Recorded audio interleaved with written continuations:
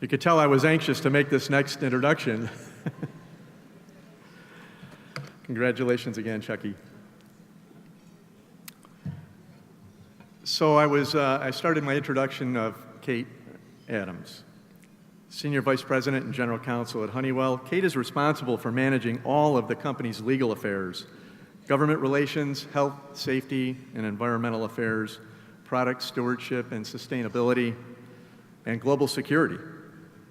Earlier in her career, Kate served in notable roles as law clerk for U.S. Supreme Court Justice Sandra Day O'Connor and law clerk for Stephen Breyer, now Justice of the Supreme Court. Having Kate here today is especially exciting for me personally, as over the course of my career, I've had the opportunity to work with many companies across the country on significant environmental projects. To say that Honeywell stands out among them in terms of a proactive approach to legacy environmental issues is really an understatement. From day one, under Kate's leadership, Honeywell set about a strategic, dynamic, and community-minded approach. It was clear from our earliest meetings that she would create a culture that focused on integrity, accountability, collaboration, and partnerships. And these were not just words. They were values, goals, and behaviors that she and her team would set in place to guide the implementation of one of the most complex environmental programs. Many in this community, when talking about the cleanup of Onondaga Lake, used to say, "Not in my lifetime," which was somewhat understandable after years of limited action. But Honeywell changed the paradigm and worked with stakeholders across government, the scientific community, and the public to implement a plan that was not only good for the environment, but for the broader Central New York community. And Kate has been actively engaged in the lake's restoration throughout the last 14 years and has returned time and again for major milestones. How fitting it is today to welcome her back as we consider the breakthrough thought leadership that resulted in this historic project becoming a reality. And before we hear from Kate, I know you'll all enjoy a short video highlighting the return of Onondaga Lake. It was called one of the most polluted lakes in America. Most thought it would never be cleaned up. It was written off and labeled as hopeless. But today, it's nothing short of amazing. This is a story of renewal, a story of dedication. This is Onondaga Lake, and this is a comeback story.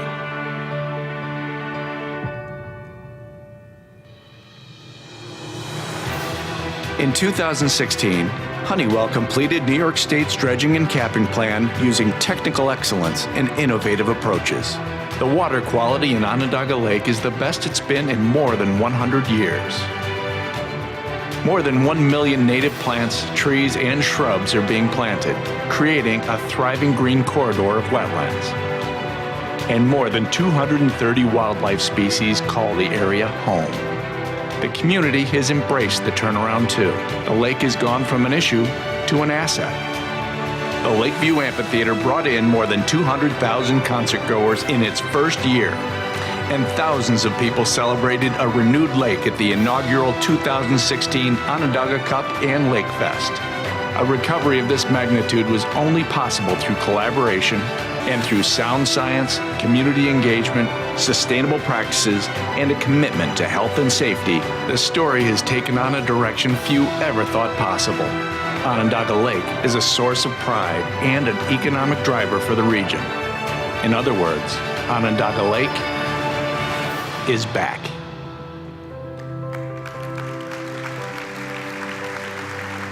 Please join me in a warm welcome for Kate Adams.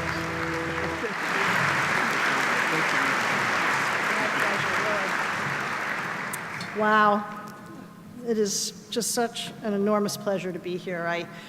I've got some remarks, but I have to say I get a bit emotional every time I see that video and all the work that so many of us in this room and outside of this room and in this region have put into bringing the lake back to this beautiful thing that it is today. So first, let me thank Jim and Rob and CenterState CEO for their hospitality, the work that you do, and for inviting Honeywell to share our experience here in Syracuse and as part of the global economy, and I'm going to talk a little bit about that too. CenterState's a terrific organization.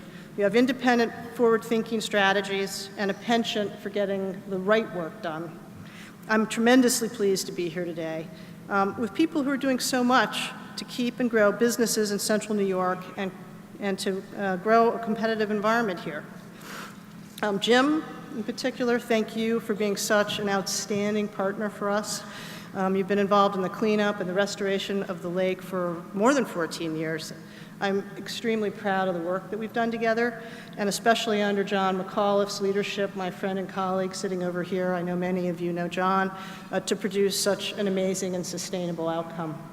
Rob, everybody speaks with passion about your commitment to improving the region, your leadership bringing jobs, new investment, and prosperity to the region.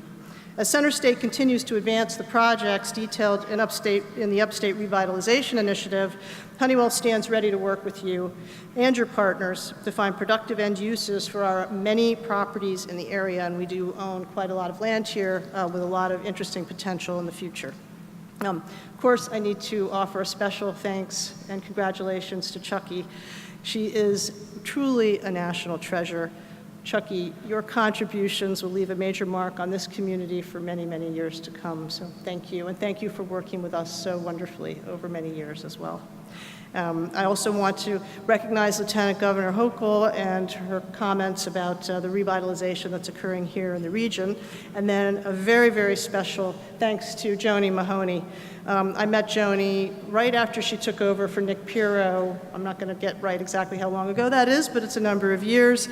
And we started a collaboration at that time on the lake and other issues around Syracuse, and it's been an incredible partnership, and thank you very, very much for everything that you have done as well. And we congratulate you for your award-winning Save the Rain program and the significant improvements in lake water quality, which you can see from the video. People are swimming, they're sailing, they're rowing in the lake, fishing. And your decision to move away from traditional methods to a more sustainable and community-friendly set of solutions was really a breakthrough decision, as was your leadership in progressing the amphitheater from concept to reality, and we're very excited about it as a neighbor to our properties along the lake. And the community is, for the first time in a generation, envisioning the lake as a recreational resource, and that's due in large part to your efforts. I hope you enjoyed the video. I've seen it a number of times, and honestly, each time I see it, I get a bit emotional about what it shows in terms of the achievement that this community has made. It shows the energy, expertise, and passion of the team, of everyone that engaged in the groundbreaking collaborative work that was necessary to achieve this restoration. And for those of you that don't know it, this is the largest sediment lake cleanup in the country, and candidly, probably in the world. I'm going to talk about the team and strategic approach in a minute, but let me just tell you a little bit about Honeywell. I mean, many in central New York probably know Honeywell only in three ways: our responsibility for Onondaga Lake, the Honeywell round thermostat. I'm guessing that many of you have one of those somewhere in your home or did at one time. I know I have an older home, and I have several of the old round thermostats myself. And then Solvay Process, which was our predecessor company that based here, and in 1884 innovated and actually created a process to utilize local natural resources in the area to produce soda ash for the first time in this country. And soda ash is a key raw material that's used in the manufacturing of glass, soaps, detergents, and lots of other products that you use in your day-to-day life today. Now, Honeywell's innovative leadership has continued unabated for more than 125 years since the Solvay inventions back in the 1800s. And today, Honeywell's a $40 billion global company. We have 130,000 employees in over 100 countries who invent and manufacture technologies that are helping build a smarter, safer, more sustainable, and connected world. We're developing some of the world's most sophisticated software programs and products that play a role in helping airplanes, automobiles, buildings, homes, industrial plants, warehouses, and workers stay connected, to be safe, to be productive, and secure. For example, Honeywell aerospace products are used on virtually every commercial and defense aircraft platform. And we also design and manufacture turbochargers that help enable vehicle performance and efficiency. Our home and building technologies are in more than 150 million homes and 10 million buildings, and they help customers control their comfort, security, and energy use. And our advanced materials, process technologies, automation solutions, and industrial software are revolutionizing industries all over the world.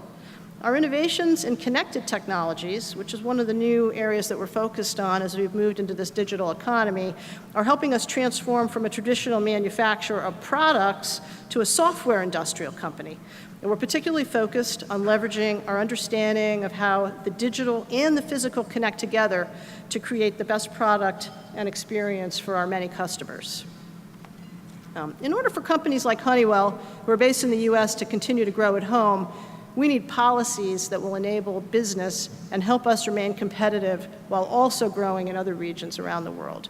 Remaining competitive at home starts with comprehensive tax reform that will allow US companies to compete on a level playing field, help business reinvest here by being able to bring cash back from overseas, and update a tax code that is woefully out of date.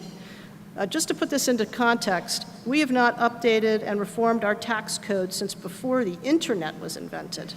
Many of you may have heard of the Brady Blueprint, which will help US companies become more competitive by providing a competitive tax rate and modernizing the tax code, doing these things without adding anti-competitive tax base erosion, and help support US companies in making acquisitions and investing in the United States. We're working with the American Made Coalition in DC to bring our case to the policymakers in Washington, and we'll be watching closely as this debate heats up this year. There was some discussion yesterday, indeed, about taxes, and we'll see whether that actually turns into something real in the Congress in the coming months. While we continue to evolve our company and develop strategies to meet the needs of a changing world, what will not change is Honeywell's commitment to integrity and compliance, good accounting, and health, safety, and environmental excellence. All are fundamental to Honeywell's character and allow all of us to hold our heads high every single day. Now, when I first came to Honeywell in 2003, we had no real visibility as an organization into most of our legacy environmental sites, and candidly, we had no strategy to address them. The company's historic approach to dealing with these responsibilities could best be summarized as fight in court until you lose, try to fight some more, and then ultimately pay whatever is required. In fact, one of my first trips to Syracuse, and some of you may even remember this time, was to see if I could resolve a lawsuit that our predecessor company, Allied Chemical, had brought against the county, and Joni's predecessor, Nick Pirro, wonderful, wonderful person, who was the county executive at the time, was in charge of the lawsuit for the county. And I made my very first visit up here to try to settle the case with Nick, because I concluded with my team that this was pretty ill-advised to be fighting with the county over the lake. In fact, at the same time, I came up and paid a visit to our then Congressman Jim Walsh, and I think he might be the only congressman that ever returned a donation because we were so unpopular because of the way we were handling the lake cleanup. Now, Jim is now a wonderful friend too. It all turned out well. We did settle the lawsuit. Tony Rivazigno was the county attorney at the time, and we had some very constructive dialogue, I guess you could say, and we put that behind us, and we were able to move forward on a different basis. Honeywell's CEO at the time, he's now our chairman, a gentleman named Dave Cote, and I together realized that fighting wasn't a winning strategy, and inconsistent with our commitment to environmental stewardship and excellence. So to address the issue, we hired a team that had the skills, the creativity, and strategic vision to embrace sound science, which is critical, community-oriented decision-making, and foster a productive, collaborative relationship with our regulators to come up with smart solutions. During that first trip, it was very evident that Syracuse and Central New York had a wealth of experience that we could draw on to achieve these goals, and that we would find wonderful partners here. SUNY ESF, Syracuse University, as you well know, are distinguished universities, but they're particularly renowned for their expertise in restoration ecology, environmental systems engineering, science, and sustainability. So the overlap was just perfect. Upstate Freshwater Institute has 30 years worth of knowledge and data about the lake. And Parsons OBG and Anchor QEA, our alliance partners, are world-class engineering firms also based here in Syracuse. Then there were many, many more academics, scientists, engineers, and design and construction firms who were here and available to work with us. All these resources, coupled with Honeywell's new focus on technical excellence, dialogue with regulators, community engagement, good corporate citizenship, and an unwavering goal to bring the best science to the lake cleanup, we believed would be a winning combination. We immediately embarked on a dynamic strategic approach that engaged your wealth of thought leadership and expertise to create highly skilled and passionate partnerships, and put resources into a community relations program that began a real, meaningful, and sustainable dialogue with the community. To put, again, this in context, we had more than 1,200 meetings with community members, and we heard from those who use and care about the lake, understood what they really wanted to see happen, and had ability to understand their vision for what they wanted the lake to become. We developed working relationships with Audubon, Onondaga County Federation of Sportsmen's Clubs, Salt City Bassmasters, Sierra Club, Focus, and a host of other nonprofit organizations over the years provided tangible input that got incorporated into the restoration and cleanup plans. We made a commitment to hire local and buy local. And I'm proud to say, and this is really a testament to this community and the wonderful business environment that exists here, we kept that commitment. 90% of the workforce that worked on the lake and 80% of the products used in this restoration were supplied from the CenterState region.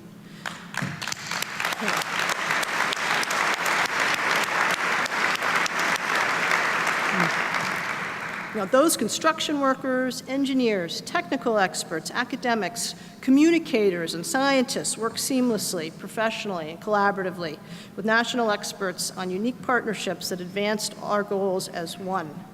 We brought our award-winning Honeywell Hometown Solutions programs to Central New York to help inspire the next generation of scientists, technologists, and engineers to solve some of the world's most challenging issues. We partnered with the Museum of Science and Technology for Honeywell Summer Science Week to bring science to life for more than 600 middle school students. And we sponsored 36 local teachers from 10 districts in this area to go to the U.S. Space and Rocket Center as part of our Honeywell Educators at Space Academy, which is one of our signature programs to foster math and science excellence. And in one of our most successful initiatives, literally hundreds of community volunteers have now become environmental stewards since the formation of the Onondaga Lake Conservation Corps in 2012. 14 years after my first trip to Syracuse, after hundreds of thousands of hours of investigation, design and engineering, close to 5 million worker hours, thousands of community meetings, 14,000 visits to our Onondaga Lake Visitor Center, and the successful deployment of a green, sustainable remedy, I am proud to say the dredging and capping of Onondaga Lake is now complete.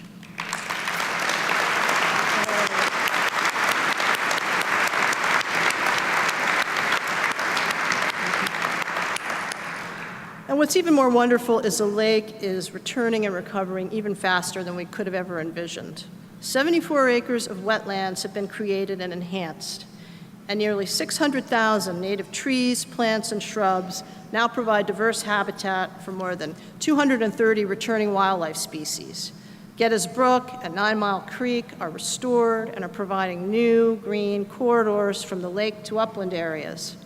Water quality in the northern two-thirds of Onondaga Lake has achieved public health standards for swimming thanks to Onondaga County's efforts.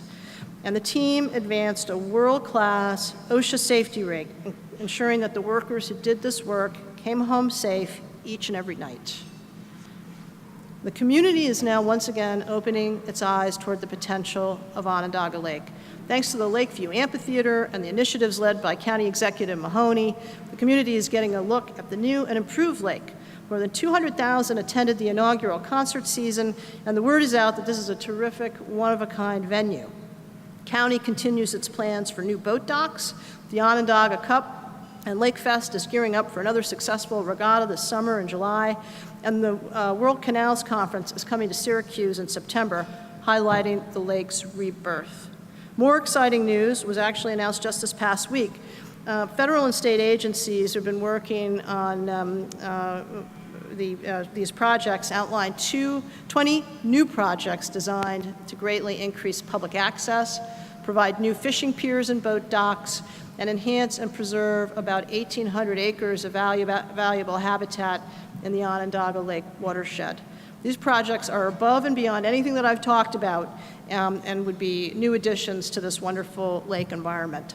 And finally, maybe the best news, one of these projects would connect a key missing gap in the Erie Canalway Trail from Camillus to the western shoreline and would continue the extension of the Onondaga Lake Trail so that we get all the way down to Harbor Brook. So coming here today, I reflect back on that first trip to Syracuse in 2003.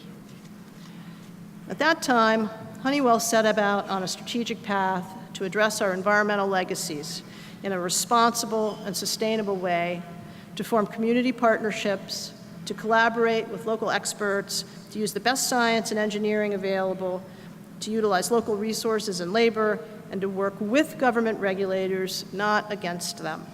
In a world where many of us communicate in 140 characters, 10-second sound bites, or only through our smartphones, here in Syracuse, we never did that.